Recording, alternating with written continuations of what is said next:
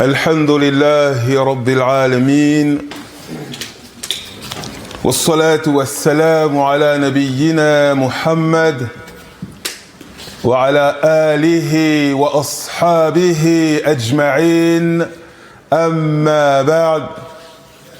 Mes très chers frères, Hafizakumullah, on reprend nos modestes assises autour du noble Coran et des enseignements du prophète Mohammed alayhi salatu wassalam, comme c'est par la grâce d'Allah subhanahu wa ta'ala notre habitude chaque dimanche après la prière du Zuhur.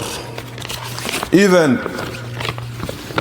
يقول الله تبارك وتعالى في كتابه الكريم: واتقوا يوما ترجعون فيه إلى الله ثم توفى كل نفس ما كسبت وهم لا يظلمون.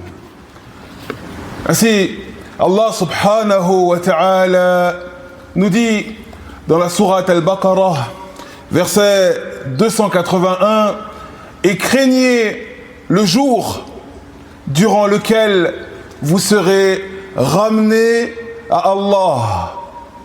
Et craignez le jour durant lequel vous serez ramenés à Allah, puis chaque âme, chaque être humain sera rétribué selon ses actions. وَهُمْ لَا يُظْلَمُونَ. Et il ne sera fait d'injustice à personne. Et il ne sera fait d'injustice à personne. فهذه الآية يا لها من آية.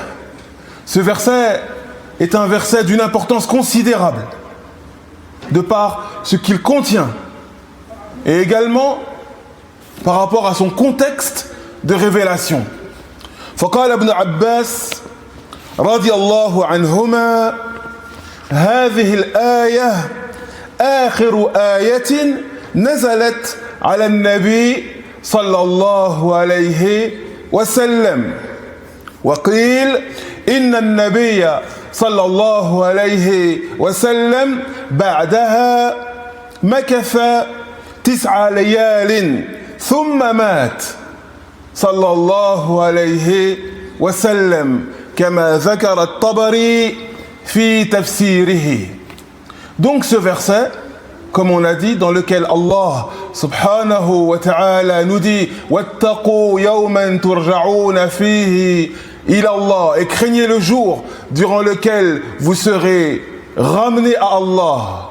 Thumma tuwaffa kullu nafsin ma kasabat, et chaque âme recevra ce qu'elle a mérité, chaque âme, chaque être humain sera rétribué en fonction de ses actions. Wahum la yuzlamoun, et nul ne subira la moindre injustice. Ce verset est d'une importance considérable de par ce qu'il contient et également de par le contexte de sa révélation. L'imam al-Tabari rahimahullah, dans son tafsir, rapporte que Ibn Abbas radiyallahu anhuma a dit que ce verset est le dernier verset qui a été révélé au prophète Muhammad sallallahu alayhi wa sallam. C'est le dernier verset du noble Coran qu'il a reçu de la part d'Allah subhanahu wa ta'ala. Et d'autres récits disent qu'après la révélation de ce verset, il n'a vécu que 9 jours. Ce verset a été révélé, et 9 jours après, le prophète Mohammed alayhi salatu wassalam est retourné chez son Seigneur. Donc ce verset, il a cette importance qui est double de par ce qu'il contient comme exhortation, comme rappel, comme appel, et également par rapport à son contexte de révélation. واتقوا يوما ترجعون فيه إلى الله ثم توفى كل نفس ما كسبت وهم لا يظلمون. أي واحذروا أيها الناس يوما تزول فيه هذه الدنيا وما فيها من الأموال وغيرها فترجعون إلى الله فتلقونه فيه وهذا اليوم العظيم هو يوم القيامة. Donc Allah nous dit, et craignez ce jour durant lequel vous retournerez chez Allah et chaque âme sera rétribuée selon ce qu'elle a fait et nul ne subira la moindre injustice. C'est-à-dire qu'Allah subhanahu wa ta'ala ici nous met en garde. Il nous appelle à nous préparer pour ce jour. Le jour durant lequel cette dunya, cette vie d'ici-bas s'arrêtera. Et tout ce qui est sur terre disparaîtra. Tout ce qui se trouve sur terre disparaîtra. Cette dunya tout entière et tout ce qu'elle contient, comme parure trompeuse, comme orgueil, comme richesse, comme réputation, comme pouvoir, etc., etc., tout ceci disparaîtra. Et vous l'avez bien compris, on parle du jour de la résurrection. Yawmul Qiyamah, le jour de la résurrection. هذا اليوم الذي قال الله تبارك وتعالى عنه يوم يقوم الناس لرب العالمين. Allah nous dit dans la sourate Al-Mutaffifin, verset 6, c'est le jour, ou plutôt le jour où les gens se tiendront debout devant le Seigneur des mondes, devant Allah subhanahu wa ta'ala. يقول الله يوم يعض الظالم على يديه يقول يا ليتني اتخذت مع الرسول سبيلا.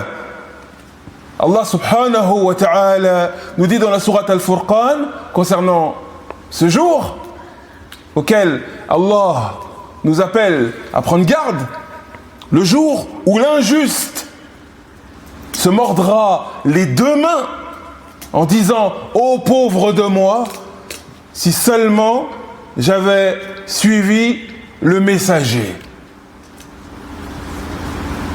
Un jour immense, un jour terrible. يقول الله تبارك وتعالى يوم يقوم الروح والملائكة صفا لا يتكلمون إلا من أذن له الرحمن وقال صوابا. Allah subhanahu wa ta'ala nous dit également au sujet du jour de la résurrection, le jour où l'esprit, c'est-à-dire Jibril alayhi salam, et les anges se tiendront debout en rang et nul n'osera parler. Nul n'osera parler sauf celui qui aura l'autorisation du tout miséricordieux d'Allah et qui dira la vérité. Un jour durant lequel les anges, par millions, se tiendront en rang avec à leur tête Jibril alayhi salam qui est appelé Ar-Ruh, l'esprit. Car Jibril, comme vous le savez déjà, parmi ses missions, eh bien, c'est de transmettre la parole d'Allah subhanahu wa ta'ala aux prophètes et aux messagers.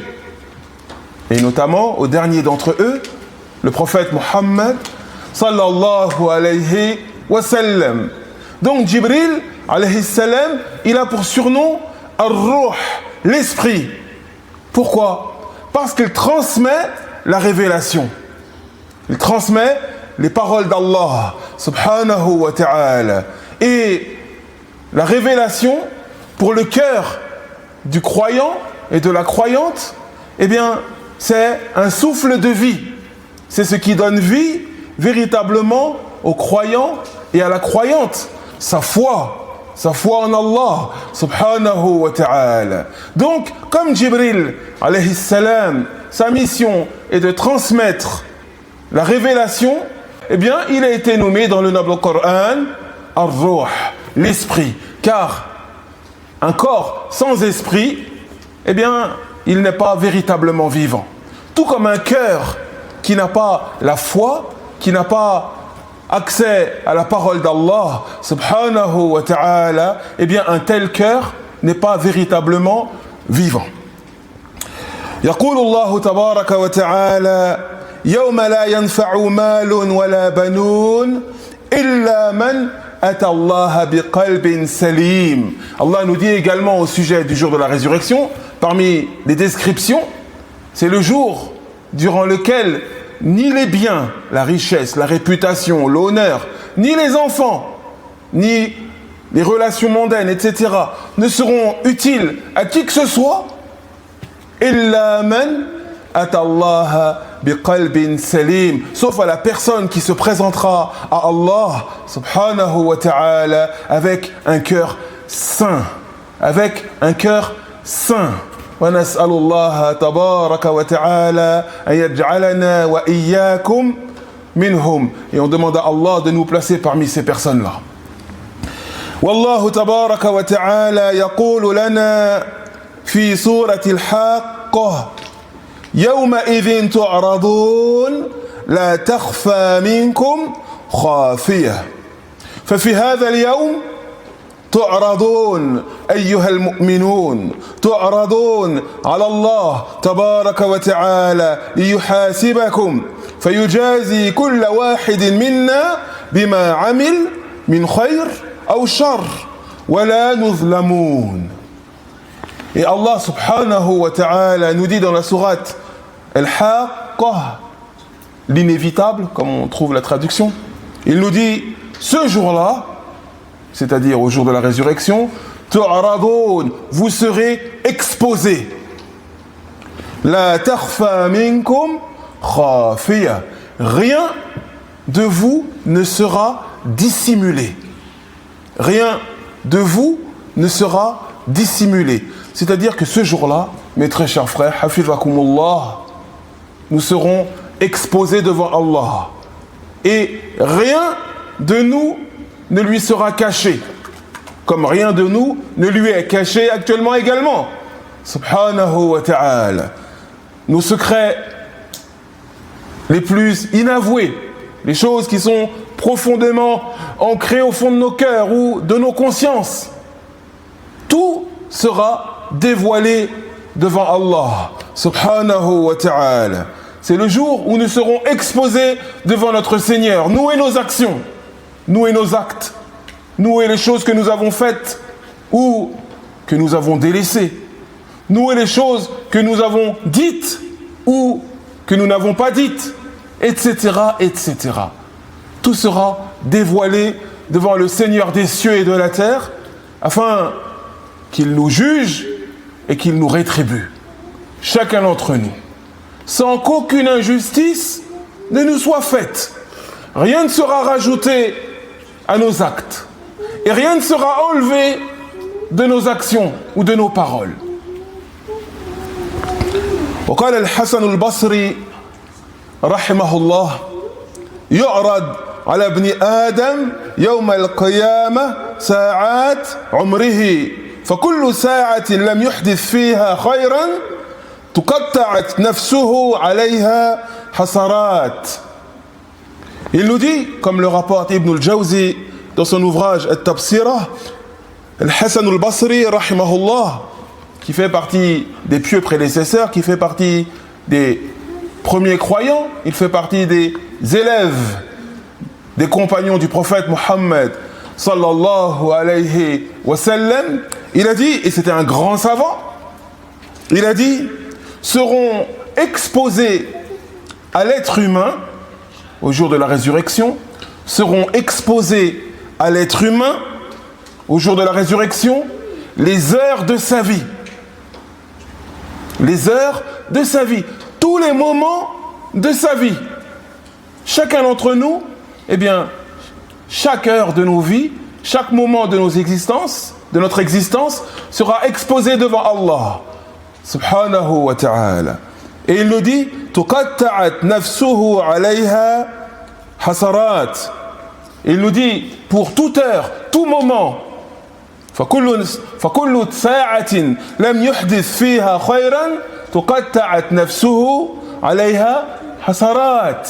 Il nous dit, pour toute heure, tout moment de nos vies, de nos existences, durant lequel nous n'aurons pas fait un bien, nous n'aurons pas agi dans l'obéissance et l'agrément d'Allah, eh bien pour chacune de ces heures, pour chacun de ces moments, eh bien l'âme de cette personne se déchirera de regret.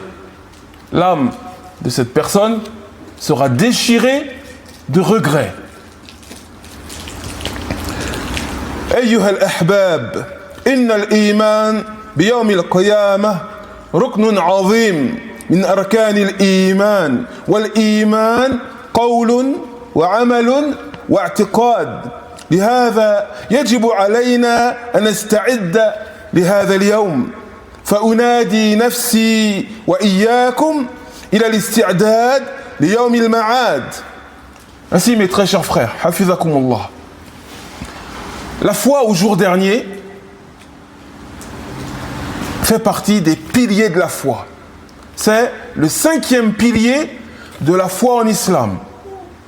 En d'autres termes, on aborde ces sujets pas seulement pour remuer dans notre cœur ou pour qu'il y ait un effet dans notre cœur, pour qu'on mette en pratique cette foi véritable, cette foi, si elle est véritable, au jour dernier.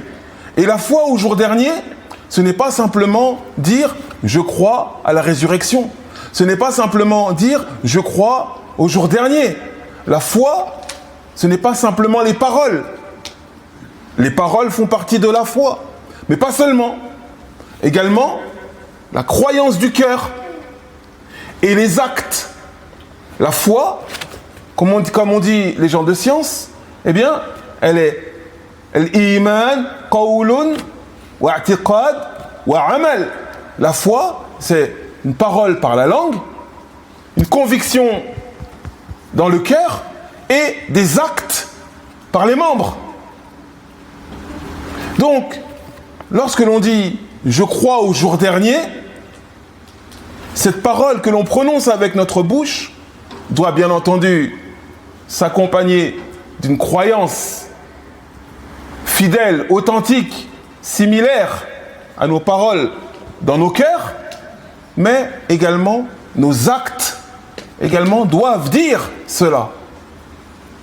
En d'autres termes, chacun d'entre nous, lorsqu'on a un choix à faire, lorsqu'on a une parole à dire, on doit essayer, on doit s'efforcer de se rappeler de ce grand jour et se dire ce que je m'apprête à faire ou ce que je m'apprête à délaisser, cette parole que je m'apprête à prononcer ou ce silence que je m'apprête à garder. Est-ce que ceci me sera bénéfique ou non au jour de la résurrection? Le fait que je fasse telle ou telle action ou que je délaisse telle ou telle action, est-ce que ceci me sera bénéfique ou non au jour de la résurrection? Le fait que je prononce telle ou telle parole ou que je m'abstienne de prononcer telle ou telle parole, est-ce que je vais regretter ceci ou non au jour de la résurrection? Lorsque je me rends à tel ou tel endroit pour rencontrer telle ou telle personne, est-ce que je suis dans l'obéissance d'Allah et je m'apprête à faire une chose qu'Allah aime et agrée, ou le contraire? On se doit de vivre, chacun d'entre nous, et qu'Allah subhanahu wa ta'ala nous vienne en aide avec cette balance en nous. On se doit de jauger ou s'efforcer, on se doit de s'efforcer à jauger nos actes et nos paroles sur cette balance qui est-ce que ceci va m'être bénéfique et profitable au jour de la résurrection, le jour où je vais rencontrer Allah, ou est-ce que ceci va susciter en moi des regrets profonds, terribles au jour de la résurrection. ويقول النبي صلى الله عليه وسلم ما منكم من أحد إلا سيكلمه الله يوم القيامة ليس بينه وبينه ترجمان فينظر أيمن منه فلا يرى إلا ما قدم وينظر أشأم منه فلا يرى إلا ما قدم وينظر بين يديه فلا يرى إلا النار تلقاء وجهه فاتقوا النار ولو بشق تمرة ولو بكلمة طيبة رواه البخاري et Muslim. Et pour conclure ce modeste rappel, on va citer la parole du prophète Mohammed alayhi salatu wassalam, qui nous dit dans le hadith authentique rapporté par les imams al-Bukhari et Muslim, il nous dit sallallahu alayhi wa sallam, il n'est aucun parmi vous sans que ne lui parle Allah directement au jour de la résurrection, sans que ne lui parle Allah directement au jour de la résurrection, sans qu'il n'y ait entre deux le moindre intermédiaire ou le moindre traducteur. La personne regardera à sa droite et elle ne verra que ses actions. Elle regardera à sa gauche et elle ne verra que ses actions. Elle regardera devant elle et elle verra l'enfer en face de son visage. Au jour de la résurrection, chacun d'entre nous va se retrouver devant Allah subhanahu wa ta'ala, comme nous le dit le prophète Mohammed alayhi salatu wassalam. Chacun d'entre nous regardera à sa droite et à sa gauche et on ne verra que nos œuvres, que nos actions, bonnes et mauvaises. Et on regardera droit devant nous et qu'est-ce qu'on verra? L'enfer, le feu, droit devant nous. Quelle recommandation a donné le prophète Mohammed alayhi salatu wassalam après cette terrible description? Il a dit fattaqun nar walau bi shiqqi tamra. Aussi, préservez-vous de l'enfer, préservez-vous du feu, ne serait-ce qu'avec une moitié de date donnée en aumône.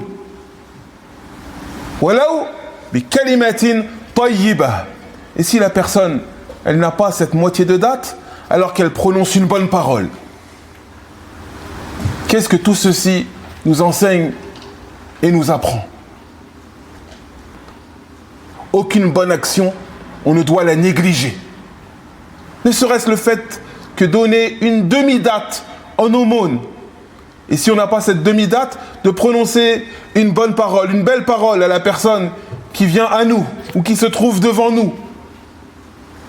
Et tout comme on se doit de ne négliger aucune bonne action, on se doit de ne minimiser aucun péché également.